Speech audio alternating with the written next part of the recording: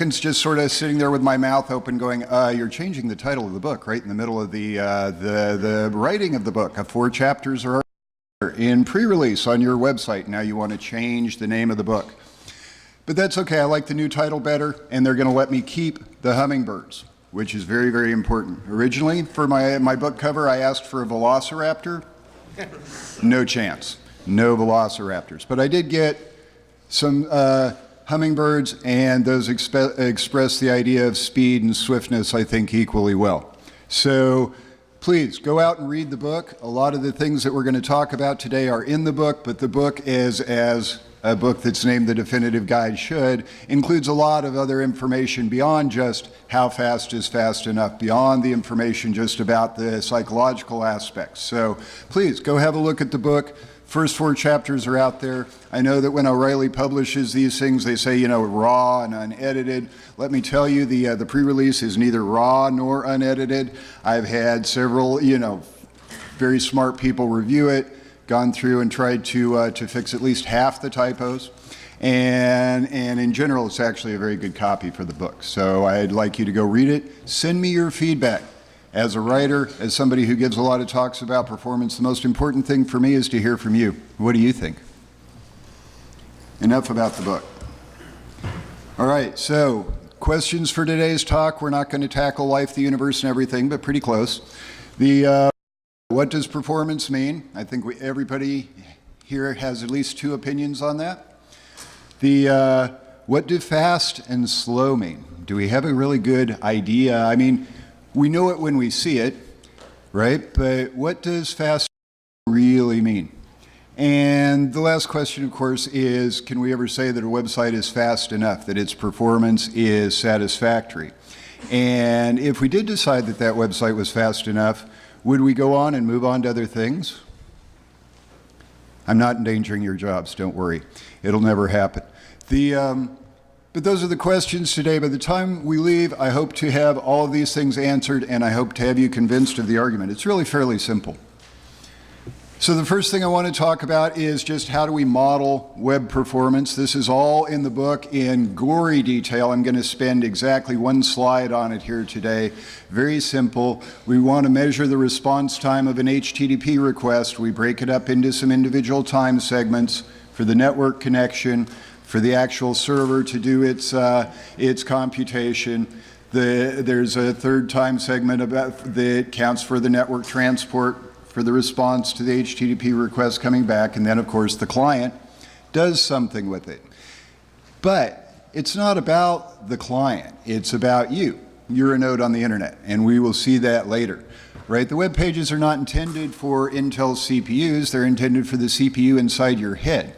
And that last segment, that T4 segment, where the client processing happens, includes, of course, you know, some time that has to do with the browser. Takes Chrome a while to render the page, takes Firefox a little while, i.e. But the biggest part of that client processing time segment is the user think time, the time that it takes you to interact with the system. And we need to take that into account in our model of web performance. How long does it actually take you to, say, recognize a distinct picture on a page? How long does it take you to start actually reading, recognizing characters and engaging with a stream of characters and extracting semantic meaning? How quickly can your brain direct your finger on the screen? Does that depend on how big the objects on the screen are and how many of them there are? Seems pretty straightforward. We'll talk about Fitt's law and how that fits in a little later. But these are the sort of issues that we want to talk about. So even in this large-scale model for web performance, we're just going to talk about a very small section of it today, that T4 time segment, the client processing, and specifically the user think time. So this is just another picture showing the breakdown here. The only reason I popped this up is because this picture originally appeared in a paper from 1982. It was the first paper on computer performance and user interaction that was ever published. As web performance professionals, this is like the paper where it all started, published by a couple guys at IBM. And if you go back and read that paper, it's very interesting because you realize that you've never had a new idea in your life, and that they have already thought of all this in the very first paper that came out about human-computer interaction and performance. So nothing that we're doing here was something that they had not thought about already in 1982 before the web even showed up. I encourage you to go read that paper. It's just very interesting. It's not very long, but everything that we talk about today is all in that paper. And in fact, the name of that paper is The Economic Value of Rapid Response Time. How many times have you guys seen these slides that pop up and say, you know, Staples saved or increased conversions by reducing their response time? I think at the last Velocity conference, I don't know if anybody was there, Staples got up and said they increased conversions, what was it, 10% by reducing the response time by a second. These guys in 1982 had already figured this out. They had also already figured out what we're going to talk about today, that we're going to divide up the time that we spend with the computer into the system response time and that user response time. The thing that I thought was interesting in this diagram was that he's clearly marked the user response time as being greater than the system response time. We don't usually think about it that way, do we? We usually think that we're sort of sitting there waiting for the web. The web isn't sitting there waiting for us. Right? That's a crucial distinction. Do you think that has any impact on what we think is fast and slow, those wait states? Maybe that's what fast and slow really means. So the big idea here is that you are a node on the internet. The internet is not about connecting computers to each other, although we often draw pictures of it that way. This server talks to this client, talks to that browser, talks to that sensor maybe. No, it's all about human beings. So you are there, layer 8 on top of the OSI stack. We'll actually see your stack, the one that you have running in your brain, here in a couple slides. Yes, you have a stack as well, it just sits right there on top of the OSI stack. Wait till you see what the visual cortex does. Right? The thing that we want to understand here is that the internet operates via optical transmission into your brain from the screen. We often talk about the performance, DNS, TCP, all this good stuff, right? My book is full of this stuff, right? All the details you ever wanted to know about SSL. No human ever sees any of that. Human beings live at layer 8. They see information. And what we want to know is, how fast can we get that information to them? Not how fast can we get packets to people, not how fast can we call Akamai to get page requisites. How fast can we actually get the data to the people that need it, and how fast can they respond once they get that data? If you go to a login screen, we all do this many times a day, right? There's a certain amount of time involved in remembering your password, remembering which site you're on, maybe remembering your login name these days with so many passwords running around, right? That's processing time on your side. Does that take longer or less time than it does to, say, complete the HTTP request or do that DNS lookup? So now that you know that you're a node on the internet and you're happy there, plugged in, right? I wanted to give you an idea of how much bandwidth you have coming into your human computer, turning that data into information. Oh, by the way, as a pickup line, this will only work in Silicon Valley. Guys, don't try it.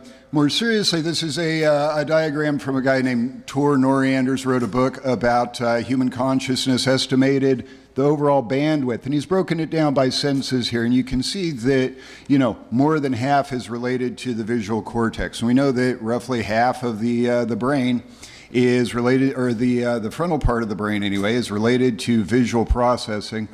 Touch occupies a significantly less amount. You get down into hearing, smell, and then taste, or very low level bandwidth compared to the visual processing. So today in our talk, we're going to kind of concentrate on the visual processing.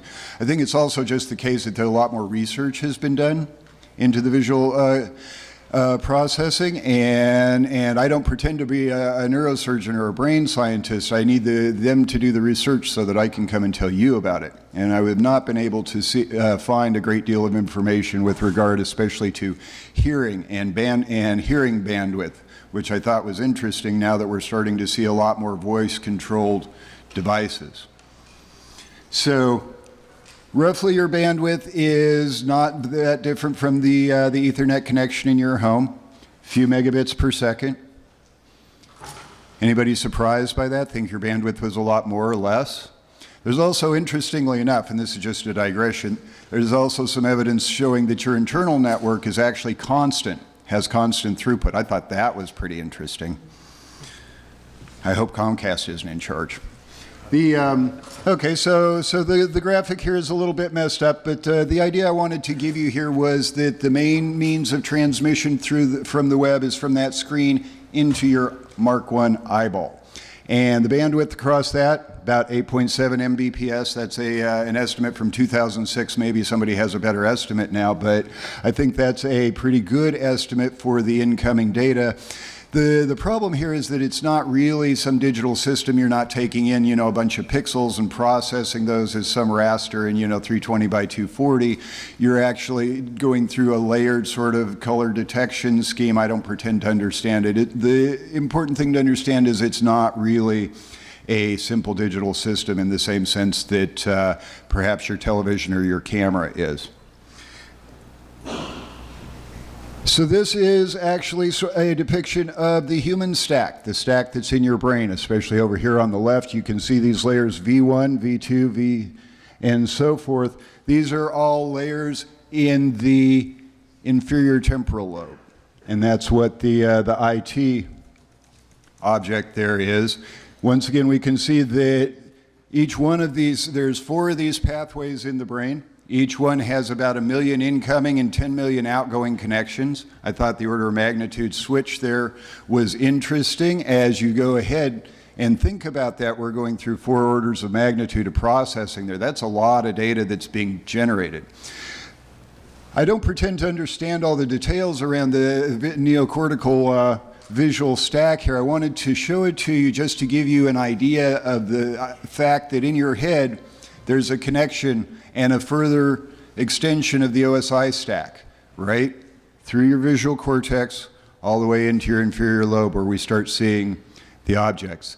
The other point that I wanted to make here is how long all of this takes. There's about 8 neurons between your retina and your brain, and the minimum time that you can actually start to recognize something turns out to be, once again, about 100 milliseconds. And throughout today's talk, we'll see the 100 millisecond parameterized time show up in a number of different cases. It's not just here in the visual stack. 100 milliseconds seems to be a reasonably parameterized value for what your brain actually does. And once again, I don't understand it, but as I understand, there's about 50 milliseconds between each one of those layers in the stack, and some of them are skipped. But either way, it takes you about 100 milliseconds to recognize an individual object on the screen. That's not when you open iTunes and you see 50 albums or songs and whatever.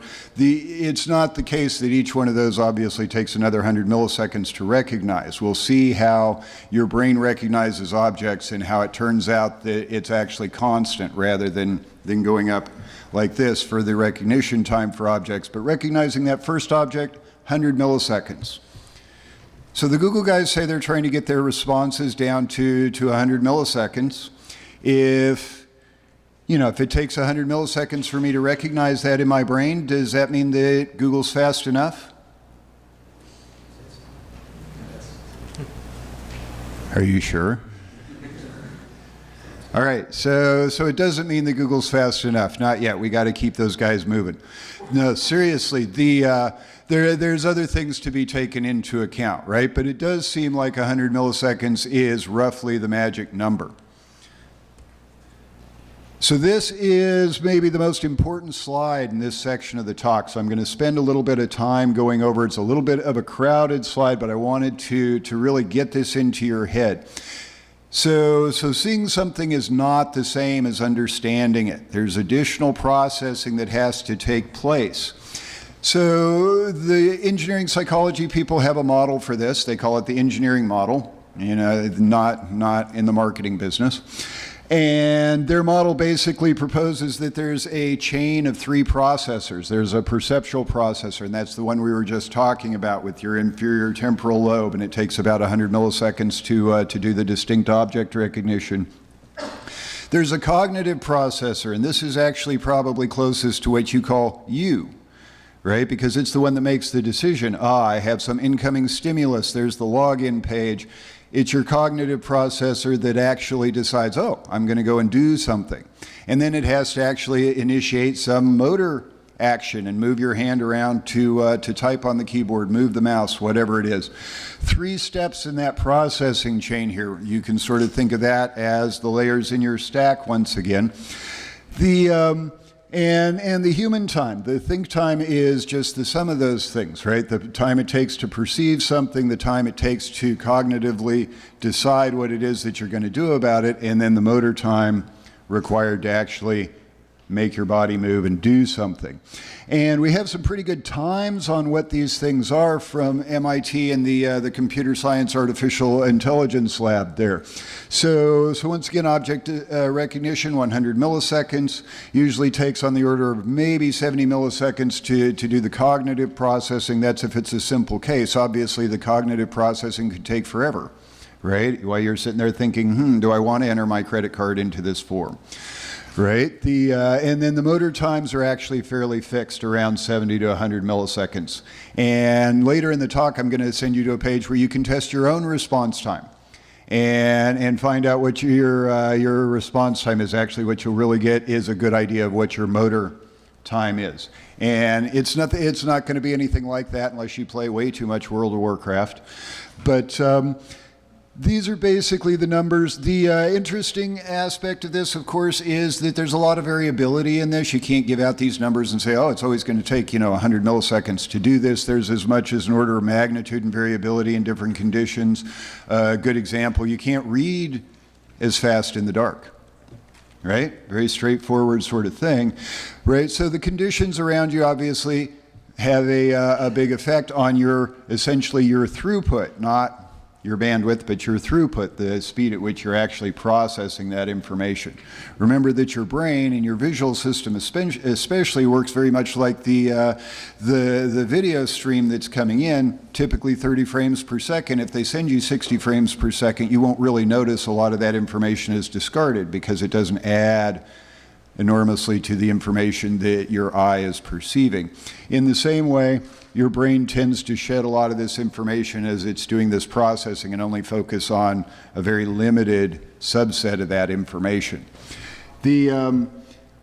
The distinct object recognition, I put this other picture here just to give you an idea of what that actually means, right? That doesn't mean being able to identify a McPherson's hummingbird by looking at it immediately, but by being able to identify something is or is not something, right? Is a car, is not a car.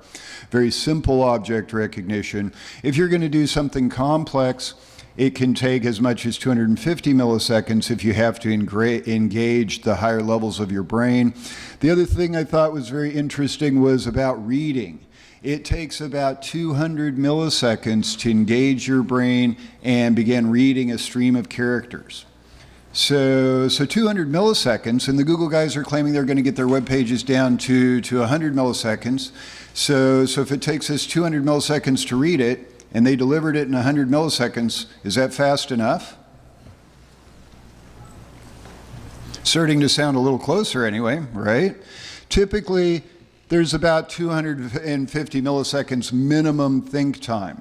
If you think about that earlier diagram, right, we did the network resolution, we made the HTTP request, we got the data back, the client, the browser processed it, and then the optical delivery into your brain.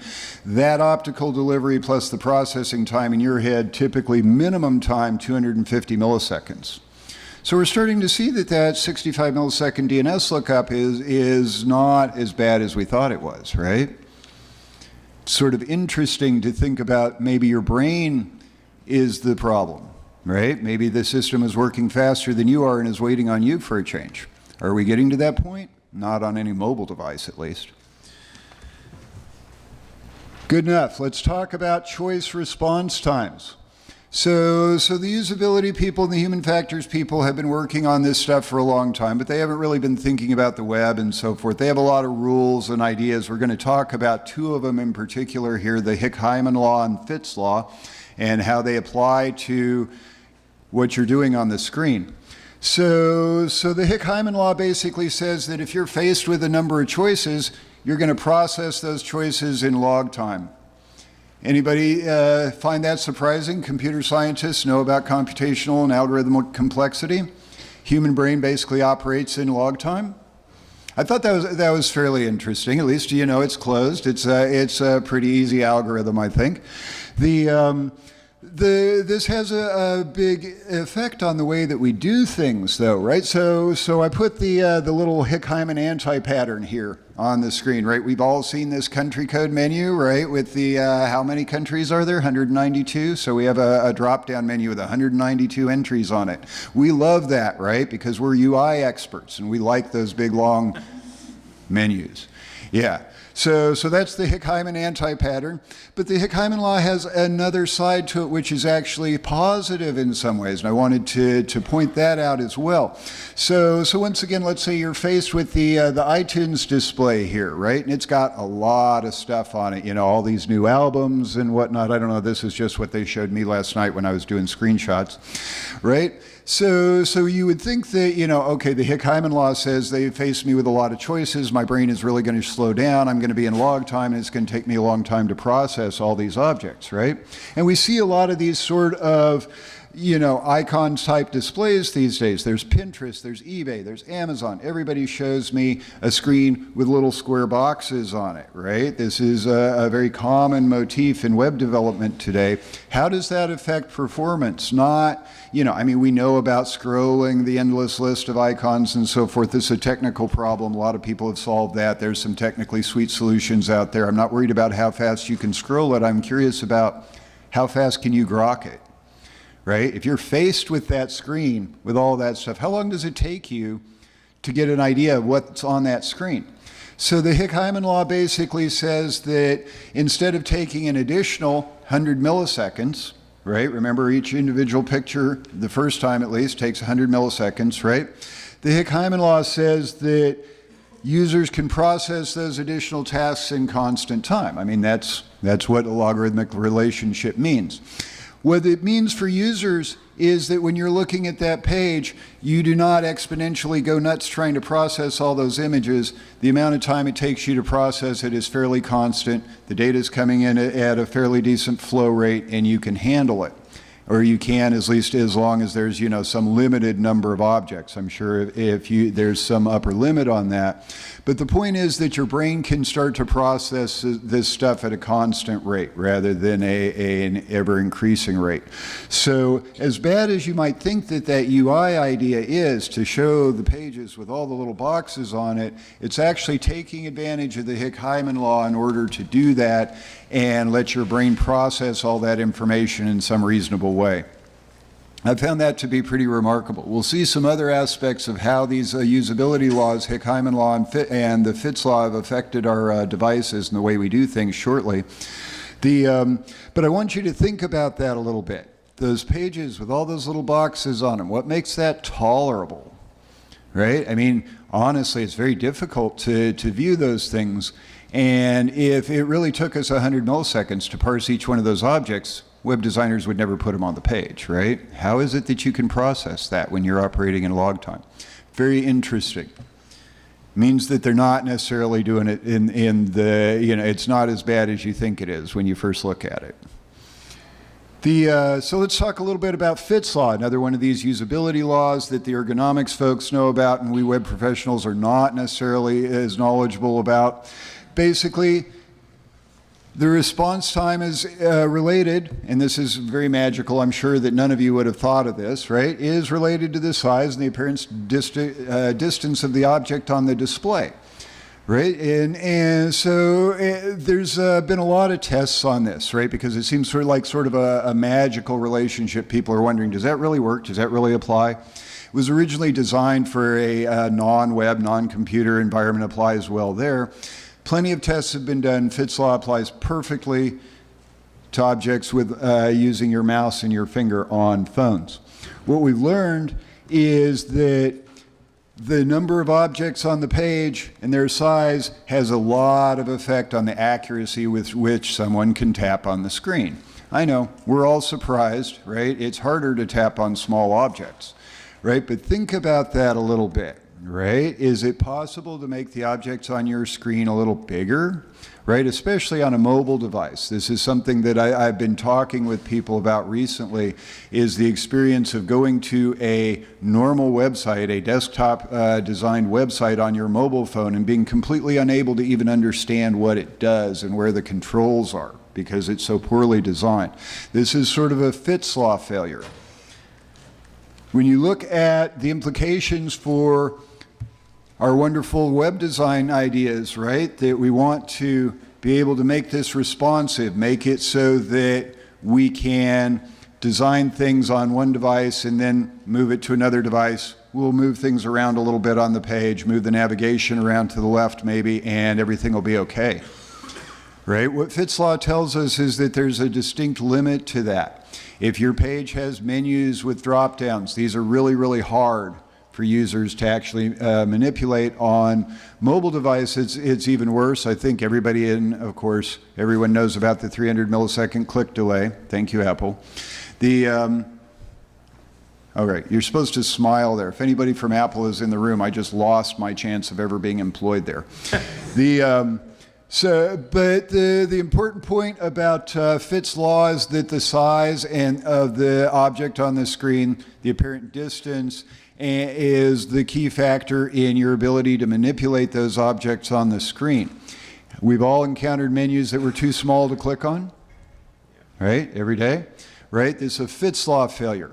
Another interesting aspect of Fitt's law is, of course, around wearables. Everybody knows that the Apple Watch is coming out. Everybody may have seen the Samsung Gear Watch. There's a number of other wearables. I actually have one of the Gear Watches. I was curious, so I bought it. And these wearable devices are complete Fitt's law failures. They've reached the point where the screen is so small that the actual optimum number of active objects on the screen is 0. Right? I mean, it's too small to even have one button on. And it's really very difficult to use. And this is sort of an illustration of Fitt's law and how the size of the display and the size of the objects on it are related to your ability to accurately click on them. Remember, when users click on something, if they click on the wrong thing, it's absolutely worse than if they hadn't clicked on anything at all, right? Because now they have to manipulate the back button, they've got to go in, and they're annoyed. Right? And they had to pay twice, right? They incurred a response time fee for the mistake, and then they incurred a response time fee for the other one. You just doubled their response time. Accuracy on mobile devices is totally an idea around, or manipulated by Fitt's law. We really need to be paying attention to this in this community. Another thing that comes out of Fitt's law, obviously the edges of the screen are the best parts of the real estate, right? It's easier to aim for the edges of the screen, right? More accurately able to click on objects at the edge of the screen. And the other question I wanted to ask is, how many of you people have one of the larger mobile phones? Not the smaller one, but the 5-inch size, right? So I have one of these. And actually, I have a couple of them. So for those of you that have that larger form factor phone, is it easier to click on the keyboard? A lot easier, isn't it? Right? That's a Fitt's law effect, right? And I started wondering about the popularity of these devices in the last couple years. Why are they so much more popular? I mean, it's nice to have the large screen and so forth, but otherwise it pretty much looks like the iPhone before that and the iPhone before that one, right? Why does the screen real estate make such a difference? I came to realize that a lot of it has to do with the ability to accurately tap on something, right? Fitt's law effect. And I wonder if our accommodations for Fitt's law are actually driving the form factors of the phone and the popularity of the different sizes of the phones, right? How our bodies work and the response time of our bodies has some pretty significant impact on how these devices are designed and the performance involved. So, what's your response time? We already know your bandwidth, right? So don't, go and test this. You don't have to do it right now in the middle of the talk, but at some point go in and test this. Humanbenchmark.com, they'll give you an idea of your reaction time. This is actually the value of TM, the motor response time, assuming that you're cognitively able to tell one color from another quickly, right? So they change the color of the page, and then when the color changes, they ask you to click. So the best human scores out there are around 100 milliseconds, and these are video game kids that have super fast reactions. Almost nobody can really get to 100 milliseconds. The more typical time is around 200 milliseconds. A lot of people are actually able to do that. Last night, late at night, putting together screenshots for the presentation today, I managed a grand 300 milliseconds, right? I clocked Google's homepage right after that, came in at about 242 milliseconds. They were faster than I was in that case. But try it yourself and try and get an idea of how long 300 milliseconds really is, and then compare those values that you get from testing your own response time to the values that you get from testing your web pages, right? They're about the same order of magnitude, right? 100 milliseconds, few hundred milliseconds, right? We're getting to the point where the system is responding almost as quickly as we can respond to it. Right? That's going to be an important point, right? So can you improve your response time? So I got a 308 score last time. You know, it's like I would like to optimize myself, you know, maybe put in a new certificate, take some of this stuff off the front page. Can you optimize your own response time? I mean, we want to be able to process information faster, all of us, don't we? Right? And I think that a lot of us are a lot better at that now than we were, say, 20 years ago when we had less interaction with computers and we were not involved in these millisecond or 100 millisecond level conversations, right? We're training ourselves to do this. But you can improve your own response time. There's something called the power law of practice. The practice effect basically says, duh, the more often you do something, the better you're going to get at it, at least up to a point, right? So you practice tennis and you get up to be the world champion Williams sisters level, right? You're maybe not going to get any better than that, but through practice they got better. Now, when we talk about practice on the web, we're talking about how many times has that user logged into Yahoo Mail, right? That's practice too. When you first did it, you had to look around, where's the login? Here I knew, what's my email address again? What's my password? And you're sort of clumsy and so forth. A few times after logging in, you've got it down, no problem. By the 100th time, you know, it's about as fast as it's ever going to be, right? But you can improve things. There's obviously, you know, some brain games like Lumosity and so forth. I know that those also reach a point of diminishing returns. You can only optimize yourself up to a point. Does that sound familiar? Sound like your server? Right? You can't really optimize it forever either, just up to a point. And there's a limit to how fast you can go, and there's a limit to how fast the internet can go. Right? There's just some physical limits to how fast this can go. The web will never achieve television level speeds. We're not dumping files with frames in a constant stream. Right? Now, of course, people deliver video over the internet, Amazon Instant Video, Netflix, etc. Their video performance is not radically different from what you get out of your cable box, right? But as a conversation, as an interactive application, the web will never achieve TV level performance, right? When was the last time you worried about your TV being slow? Comes in on the same cable into your house? Yeah, interesting, huh? We're never going to get to that level. There are limits to how fast we can make you go. Remember, you're part of the internet, right? You are a node on the internet. Your response time contributes to the overall end-to-end response time for the system. There's a limit to how fast you can go. There's a limit to how fast the internet can go. Just an idea of what fast and slow really mean. I'm kind of closing in on my questions from the earlier part of the talk. So fast means that the system is waiting on you. It's responded faster than you're able to respond. If there's a login page and it took 100 milliseconds to load that login page, then it took you 200 milliseconds to actually go through the login process. The system was faster than you were. That's what we mean by fast. Slow means that you're waiting on the web. Fast means the web is waiting on you. And whoever turned that light out, it's very difficult to switch the slides.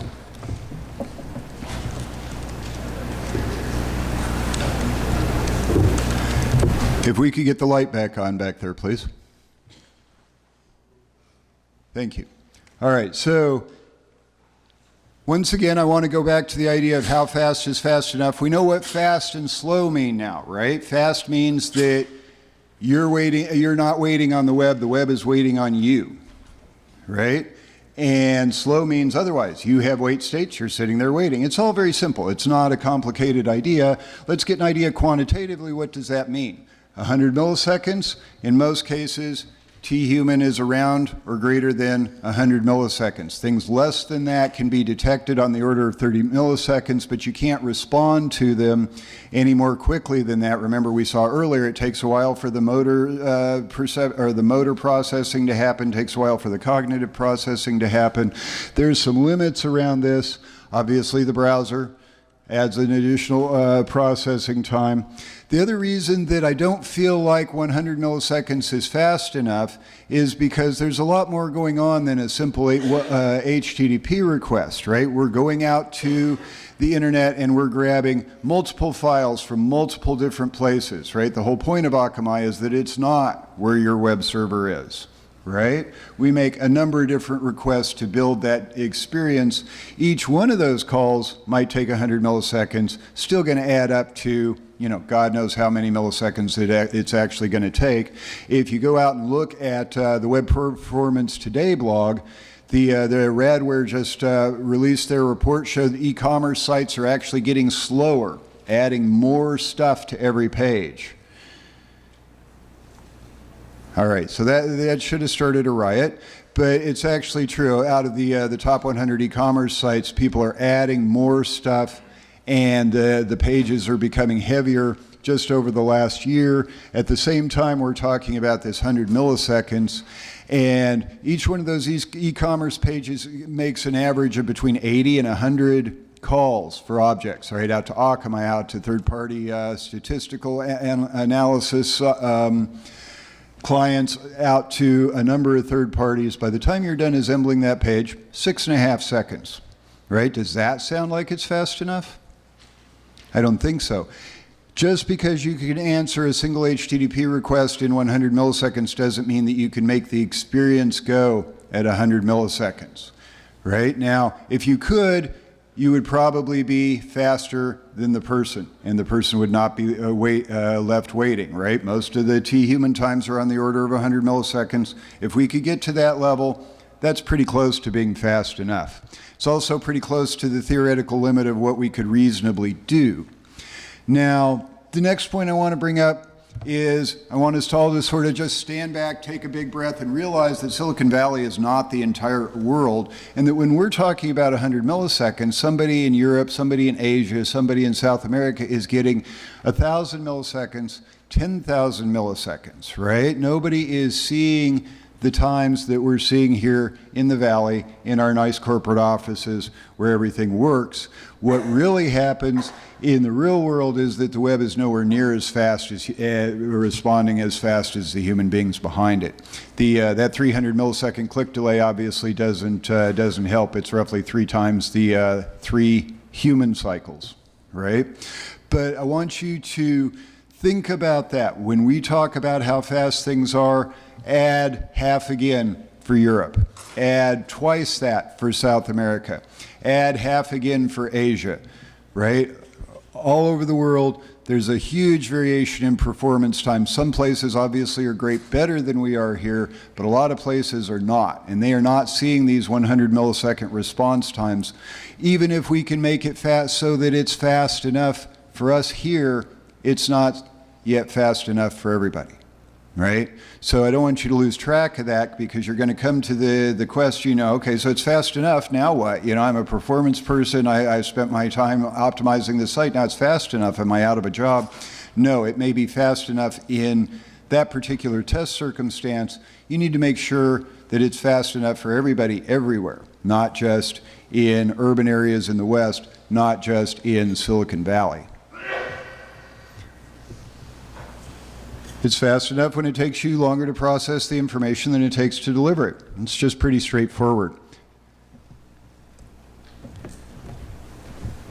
So back to that question, when it's fast enough, right? So let's say you could get your page down to 100 milliseconds. So now what? Do you go collect unemployment? Go in and work for Oracle. What do you do now?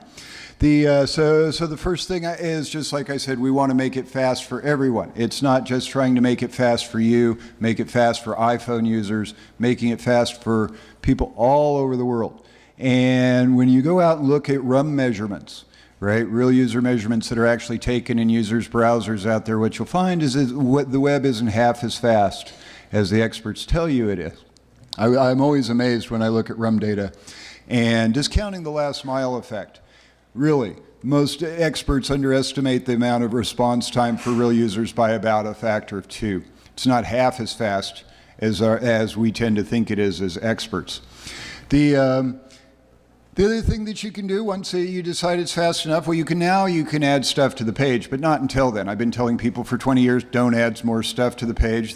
I actually get to say it again here in a quantitative context, right? Now, you know when you can add more widgets and gadgets to the page, right?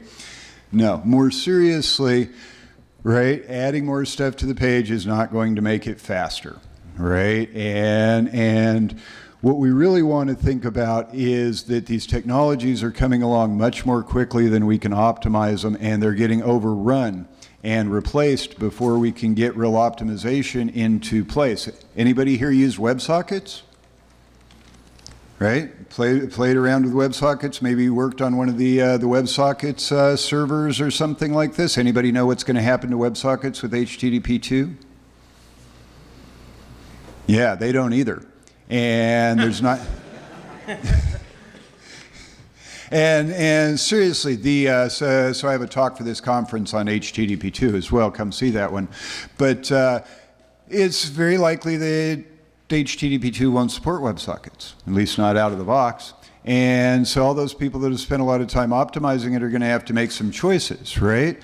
When we talk about optimization, it's fine to say we can get the system to be fast enough, in the sense that for some group of users, it's working pretty well. What we do then is we go and we try to figure out how to optimize that next technology that's going to come around and clobber us, right? Whether it's Apple Pay, whether it's WebSockets, whatever. Those folks who spend a lot of time optimizing WebSockets are kind of wondering now, I think, about the future of that technology. I'm a little concerned myself. I always thought WebSockets was a great addition to the portfolio. These things are happening a lot faster than we can figure out how to prioritize them. I don't think WebSockets, as an example, ever really got prioritized very well, and is likely to disappear or be backburnered at this point. So, just to sum up on this topic, it's fast enough when you're waiting for your users, and your users are not waiting on you. Does that seem pretty clear to everybody? I mean, it's a fairly straightforward point, right? If you're waiting on the system, you're angry, you're frustrated, you're willing to go someplace else.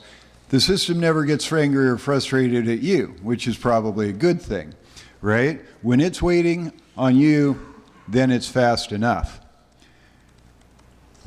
Our brains and our bodies are actually parameterized around 100 milliseconds response times. This seems to be a reasonably magic number. It's about the time that it takes to recognize a distinct object. And when we think about it, that's a pretty good point in the response time spectrum to start thinking about whether that's fast enough. Once again, it may not be the case that any single HTTP request returning in 100 milliseconds is going to get the user that experience, right? We haven't loaded all the JavaScript and the CSS and the images, and much less all of the deferred loading stuff, right? But we're starting to get to the point where we could talk about this as fast enough, right? We can't expect that we'll ever get to the level of trying to deliver the web at 30 frames per second. It's not a static raster binary file. When we do try to deliver those files over the web, we can compete head-to-head with Comcast, delivering it through the coax, no problem. But that's not what we're engaged in here, right? There's a conversation going on. That interaction means that there's think time on either side. The server has its think time, you have your think time. Given the limitations of your brain and the limitations of servers, and that other thing, the speed of light thing, right? Given those limitations, we can't really expect TV level response times. That's not a reasonable expectation. What we can expect is response times on the order of how fast our brain works, around 100 milliseconds. And we want to drive the industry toward producing that 100 millisecond experience, because that's where the users are going to break even in terms of their own cognitive processing. Now, obviously, we've got to solve some problems in the technology space. 300 millisecond delay times for clicks is not going to work. And the last thing that I want to leave you with, and I'm kind of proud of myself because I'm finishing pretty close to almost exactly correctly on time, is that performance is about respect. Respect for your users, respect for yourself, respect for your profession. We all want to make the web faster. Think about how you, as a node on the internet, affect the overall response times. Next time you go to a website, ask yourself, did they respond faster than I could take the information in? Did I have to sit here and grok this page for a while after it showed up? Or was it the case that I was waiting on them? If you use Yahoo Mail, I think we know what the answer is, but there's other sites where we might very well actually find that it's faster than we are. I know that my bank sometimes returns a page that's faster than I am. I can't possibly grok all those numbers and tables and so forth, right? Think about that. What displays are the hardest to perceive? I think that tables, in my experience, tables with numbers are the most difficult things to actually perceive. I think this is sort of what Edward Tufte has spent his career talking about. Anyway, these are the main points for this. Performance is about respect. Let's make it faster.